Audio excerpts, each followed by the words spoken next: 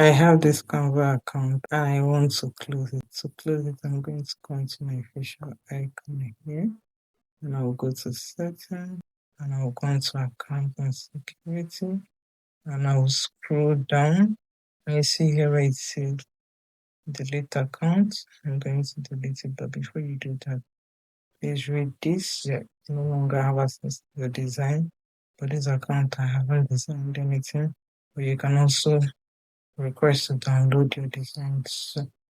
But I'm just going to delete it because I didn't know I did this. I'm just that's suspected on March 2025. I wasn't aware of creating this. I'm just going to delete it. So they say enter code sent to email. You can enter code or you also have the option to transfer team ownership if you need team. I will just enter the code that is sent to my email. They will still come back and say you're about to delete your account. So you read all this, be sure you agree with it.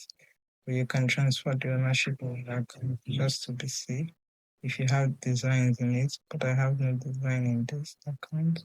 So I'm going to enter the code that was sent to my email. And once you enter that, you will see that the delete accounts option opens up and you click delete.